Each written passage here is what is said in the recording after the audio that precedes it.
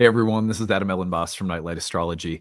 Today we are going to take a look at Venus's upcoming conjunction with Neptune and the north node of the moon, who has now just moved into the sign of Pisces. So this is coming up over the weekend. We're getting ahead of it today because in the next 2 days and episodes, we will be doing the overview for the month of February, followed by horoscopes for February, neither of which focus exclusively on or in a real in-depth way on the transit of this weekend, right? So because of that, I want to make sure we take some time for it today. But I will note that this is a transit that for many of us, we won't really notice until maybe tomorrow night into Friday, Saturday. I'll give you the timeline in a second, and then we'll map out 5 things to watch for. This admittedly is one of my favorite astrological transits. When Venus and Neptune get together, at least in my own experience, I often find that peak imaginative and romantic states are common and like enjoyable. So there are some exceptions. I'll tell you about some of the shadows as well, but hopefully we'll cover what, for many people, may be a little bit of an uplifting transit. And it's always nice to talk about those in addition to all of the spiritual crisis-laden language of astrology. So anyway, before we get into it, remember to like and subscribe. We are trying to see if we can get to 80,000 subscribers on this channel by the spring equinox here in the Northern Hemisphere. If you're new to the channel, if you watch regularly and are not yet subscribed, it's free to do so. It really helps us grow our channel and community. So thank you for doing that. Transcripts of any of my daily talks can be found on the website, nightlightastrology.com. I'm going to take you over there because this weekend, our speaker series is underway. I want to tell you how you can participate in that. It's free. Go to speaker series. Our winter speaker series is underway, and you can check out Stormy Grace and Timothy Desmond giving talks on lunar phases in love and near-death experiences in astrology. These are free talks when you register. You also get the link. If you can't attend live, you get the recording later. And then if you go to events and click on live talks, you will see that my monthly webinars for February, March, and April are now posted. We are going to be looking at Venus retrogrades. I have a talk called Venus Through the Fire, Unlocking the Mysteries, Magic of Venus retrogrades in February. So on the 20th of February, that is the next webinar that I have for you guys. In March, we're looking at the 3rd house. And in April, we are looking at essential dignities, what they are, and why people should stop hating on them. A subject that drives me nuts is that some people frequently misunderstand what they are and then have a lot of bad ideas about what they are because they're just not well informed about it. So hopefully this will be an informational talk that helps with that. But anyway, on to the talk of the day, which is Venus and Neptune. So here we are on Wednesday, and I'm going to back this up so we can see where we stand. Just coming off from our new moon with the Mercury-Pluto conjunction. If you go back to yesterday's talk, you can learn more about that astrology that's also manifesting today. And then what we're seeing is today here, the north node of the moon has moved into Pisces. Last week, I talked about the movement of the nodes into Pisces and Virgo. If you go back and look for that talk from last Friday, you'll see in the recent videos, there's a talk on the nodes of the moon shifting signs and what that means. I'm not going to cover that today since we recently went over it. But Venus and Neptune are coming together over the weekend. So let's take a look at how this transit plays out. 2 degrees apart today on Wednesday. They're a degree apart or so tomorrow, Thursday. And then Friday, they come into the conjunction. And by Saturday, they're just separating. And then, of course, right away, by Sunday, Monday, Venus is going through the conjunction with the North Node. So if you want to stretch this out until Venus enters Aries on February 4th, you could do that. February 3rd into the 4th. So it's like between now and early part of next week, we have Venus going through a conjunction to Neptune and the North Node, as of course, Neptune and the North Node are also about to come together. So what are we looking at here? Apart from the timeline, let's talk about 5 themes to watch for. Now, today's video is going to be a little bit brief because I also had to redo my video with Ari Moshe Wolf today. So my recording schedule got jammed because if you remember, last week Ari had to cancel last minute. So today's video is admittedly a little bit abbreviated because I had to jam in another hour-and-a-half session of recording today. So it was I was stretched a little thin. But I do have 5 solid themes for you to watch for that are very reliable in terms of the way they show up around this transit. So hopefully it'll be useful for you. By the way, the talk with Ari will come out Saturday. It's the 3rd part of our talk on the nodes of the moon, evolutionary versus Hellenistic perspectives. And we take turns breaking down the chart of Ram Dass, the famous spiritual teacher. So you can watch that as bonus content on Saturday. All right. Well, 5 things to watch for given Venus conjoining with Neptune and the North Node. North Node is going to, without the evolutionary take, we're just looking at it from the Hellenistic perspective, it's going to greatly augment or amplify both the beneficence of Venus as well as just sort of the brightness and loudness of Venus and Neptune together right now. The North Node is thought of as a point of augmentation or making things greater or bigger and often more benefic. When a benefic is conjoined with the North Node in ancient astrology, that was considered to be good because the North Node will typically amplify the power of a benefic planet. So we have an exalted Venus on the North Node with Neptune, all getting sort of blown up with the North Node's effect. So one thing to watch for, I'm going to hit the shadow first because why don't we get the hard stuff out of the way? Venus is all about what feels good. And what feels good is closely linked to what we desire. I mean, it would be great if I was so enlightened that I was perfectly content within myself and fully bathing in the ocean of bliss that is my natural being. Wouldn't we all? But I'm not there yet. I need things. I want things. I desire things. And Venus is a great planet to look at. Mars can be too. Some other planets. All planets can kind of represent desires in different ways. But Venus is the quintessential planet of what feels good, what tastes good, what looks good, what is beautiful to me, what is satiating to me, what is appealing to me, what is attractive to me. When Venus and Neptune get together with the North Node and all of that is greatly augmented, you can feel as though your desires become larger than life. The desires and the ability that Neptune has to magnify and make them even dreamier than an exalted Venus already is. And with the North Node amplifying both of them, now we get something like just tremendous fantasies of what we find attractive or appealing or beautiful or desirable. And that can lead to things that overpromise and underdeliver. For example, a mirage, something this is where the water is, but it's just a mirage. It's not the actual oasis. So we have to be careful that things, I highly doubt that there isn't a seed of something real and true and good and beautiful in the desires that come up. But we have to be careful of almost like the proportions, like there may be something exaggerated or something that is just so otherworldly and perfect and heavenly that we have to be careful that we remember that in this human world, things rarely measure up to that otherworldly imaginative peak state that Neptune, North Node, and Venus exalted may present. So be careful of sort of the exaggeration of our desires to where it's almost like an illusion or a mirage. To me, that's the big beware here. But then I think there are things that happen that for many people are going to be experienced as really benefic. And I doubt that everyone's just going to fall into some kind of illusion trap, over the weekend. Some of us might have a little bit of that, but watch for a new artistic direction to come up. When Venus and Neptune get together with the North Node, and you even take a little bit of that evolutionary take on the North Node that could represent a new direction that the soul is experimenting with or exploring, now we have something like a peak romantic, sensual, imaginative, mystical, or emotional feeling or vision or image or sentiment that is propelling us forward. Let's do something new. I've got a new artistic direction, a new vision, something new and appealing or attractive that prompts us to take action in a new way or establish new relationships or try new things or learn new things or try on new outfits. Whatever the case may be, new creative, artistic, emotional inspiration that opens doors and new possibilities with the North Node just entering Pisces could be profound in the next couple of days, even if they're just planting a seed for things that take a long time to develop. We have a whole year and a half of North Node in Pisces with several eclipses in Pisces as well. So then the third thing that comes up to me is this is a tremendous combination of planets for the topics of compassion, love, and forgiveness. Where there is hurt, there may be healing. Where there is misunderstanding, there may come resolution and insight. Where there has been chaos, now peace and order. Venus can represent a well-ordered, well-arranged room, like someone who takes a room that's in chaos and makes it look beautiful with the colors and the arrangement of furniture, the feng shui.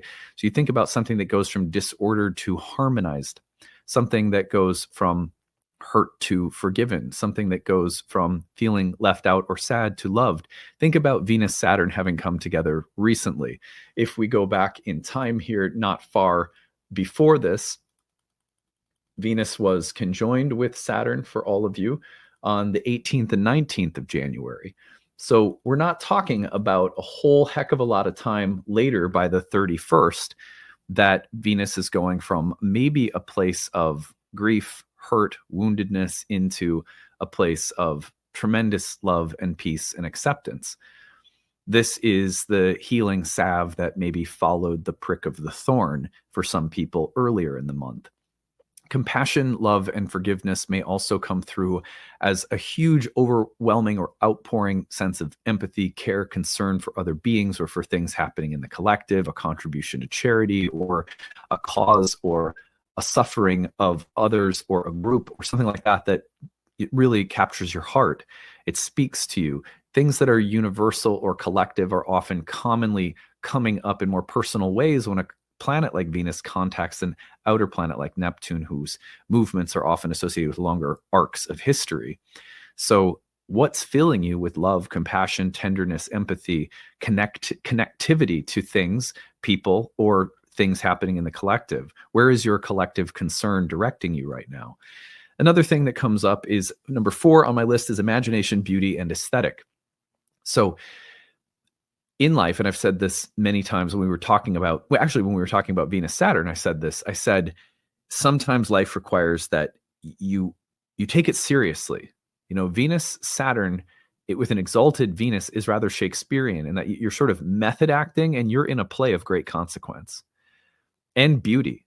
But great consequence, beauty, seriousness, these are a part of the Venus Saturn dynamic. With Venus Neptune and the North Node, what I like about this is that it is more blissful and otherworldly. It's a bit like moving off from the stage and moving into the spa. In the spa, there's beautiful music playing. You're drifting in and out of sleep while maybe getting like a foot rub, you know, or some of those salt baths you can scrub on. You just get step in the warm water and let the salt exfoliate you, or whatever the case might be. You go to warm tubs, you can go into cold baths, you can go into saunas. I think of the spa in Minneapolis that's like this, that we visited. It takes like 4 months to get into because it's like, you know, they only let so many people in at a time. So we've only gone a few times. But if you've ever never done something like that, by the way, great transit to do something like that under. Like, get a massage, treat yourself to something nice, or even have a spa night at home where you're like, okay, we're going to trade back rubs and we're going to put the salts in the bath and take a hot bath or whatever. It's a really romantic transit that can speak to the need for imaginative, blissful, beautiful, aesthetically pleasing experiences that you just let yourself be overwhelmed by. That's what I love. That's why I always report rather positively about this, because I always find that my favorite, whatever, Ashley and I always have some kind of really memorable date night. It could be a stay, what do they call them? Stay-in date nights or whatever. A homecation. It'd be like, literally, we could hire a babysitter and go into our basement and like just hang out watching us like Outlander. We love to watch Outlander. And like make tea and trade back rubs. And it will always be the most enjoyable date night because it's Venus Neptune in the air. And I just feel so connected and everything feels so easy. That's one of the best things about, now granted, I am definitely like rose-colored glasses about this transit. So I know that some people don't experience it that way. But for me, whenever there is an invitation to imagine, to amplify the importance of beauty and taste and aesthetic, one of the things that Venus invites us to consider is that life has no purpose other than the full flowering display of cosmic beauty. It is so enigmatic, so beautiful, so blissful, so profound. There need be no other explanation for its existence other than appreciation. Holy shit, this is a beautiful universe that I live in. Now, I'm not saying that is the only reason for life. I'm saying Venus asks us to consider that from time to time and to give ourselves over to the impulse that lives in our heart to just celebrate and appreciate the beautiful, aesthetic, sensual dimensions of being itself. This is like in the Krishna Radha dynamic, this is like celebrating the gopis or celebrating Radha and her beauty and the way that reality is just an adornment of the goddess. Right? Just celebrate, just enter into it somehow. Number 5, letting go and giving into what we love. This is also, remember, one of the first major transits that we're having while the nodes of the moon have shifted into Pisces and Virgo. And while the South Node in Virgo is maybe about letting go of certain things, right? The North Node is about saying yes to certain things. the North Node, from the evolutionary perspective, as you'll hear Ari talk about, or you may have already heard him talk about on the channel a few times, and I have a background in evolutionary astrology, is all about what we have yet to do, a new frontier that we need to explore. It's a desire that we can't just relinquish because we know we're not supposed to have desires. It doesn't work like that. You have to let yourself have it and go and experience the results and the insights and the learning that comes from honoring and acknowledging I have a desire that exists in me. I have not burnt off all my desires yet. I'm not a bodhisattva. So I have to go explore a certain terrain of human experience. It's archetypal. And the North Node is often something that points us in that direction. I have no problem with that perspective on the North Node, actually. I like the Rahu perspective as well, which is you have to be very careful because that North Node can be sort of hungry and problematic and lusty. You do have to be careful of that. But the South Node will always incline us toward otherworldliness and also the resolution of old karmic patterns. If the resolution of old karmic patterns around Virgo has anything to do with being in control, being pure, being good, being right, being accurate, being efficient, all important things. But if we're letting go of any of those things right now because the South Node has moved into Virgo and the invitation is to go into Pisces, then we're talking about things that we want to give ourselves to, surrender ourselves to, usually involving romance, love, beauty, imagination, sensuality, bliss, an emotional kind of indulgence in the things we actually want. And that full, like, emotional, like just leaning into it emotionally is what's implied by Venus North Node and Neptune, I suspect. There could be, for some people, issues, right, between the two, where the Virgo part of the nodal axis right now, having an opposition to all these planets, says, is completely surrendering into a bottle of alcohol the right thing, or should we be a little bit more controlled, pure, careful, meticulous, thoughtful, and rational about our choices? You can't just surrender to an impulse that is destructive, illusory, delusional. And Virgo can be very helpful on that level and may need to be. But I suspect, again, for many of us, with this being one of the first major North Node transits that we experience in the sign of Pisces, that there will be some level at which we're invited to give into the bliss, give into the imagination, give into the romance, let go. So watch for these things coming up over the weekend. Again, this transit, you're going to feel it most acutely Friday, Saturday, but then give it all the way till Monday until Venus moves across the North Node and then switches into Aries, which will be a subject of great interest for us because that's where Venus is going to turn retrograde. But did you know that Venus will also come back to these points? So what we're experiencing right now has an interesting way in which it will be appearing again. Let's just take a look at that really quick. So we go forward and Venus is going to turn retrograde around March 3rd, and then it retrogrades back into Pisces late March. And in late March, it will go back through the conjunction with Neptune and the North Node. So there is a kind of revisitation of this that's happening around the end of March. And then it happens throughout the month of April as Venus then conjoins with Saturn again, and then goes back through the North Node, back through Saturn, then back into Aries with Neptune. So this may seem like a small transit, but from the standpoint of some of the deeper movements of this year and the spiritual work that we're here to do this year, this isn't just your everyday transit. There are some really important lessons that begin this weekend and will recur through the Venus retrograde. And we will be coming back to those at the end of March and in April. So stay tuned for more then. But for now, let's see if we can't find something very uplifting and romantically satisfying. We don't have a date night plan, but this reminds me that I need to like talk to Ashley and be like, all right, we got to come up with a really good Venus Neptune date night. So anyway, also I have to tell you guys, thank you. As I'm making this video today, it is the day in which you have all seen the Lovey episode where I brought Lovey the Lamb into my talk for the day. My daughters watched it. They were elated, but my younger daughter, Summer, she got a little upset, a tiny bit jealous, maybe a little hurt because she has a bunny and she really wants Bunny to be a part of the show. And so I said, yes, yeah, okay, I'll bring Bunny onto the show. I'm going to do another one of these where I do 5 things to watch for. I'm going to bring Bunny on and she's going to help me break down 5 things to watch for. And then both of my girls get to feel like they really got to hang out with me and my work. And I can't thank you all enough for how sweet and supportive you were of me doing that, because in my world, that's a really big deal for my girls to feel like they have even a little involvement in this weird room that I go into and recording shit all the time in. You know what I mean? So thank you guys. And it's also really inspiring. It was really interesting today as that episode came out. I'm recording this. I record everything a week in advance. And as that episode came out, I was a chaperone on my younger daughter's field trip.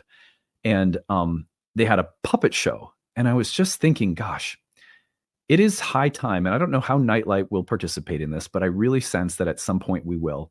It's time that we start thinking about how to produce meaningful astrological, like early astrological education.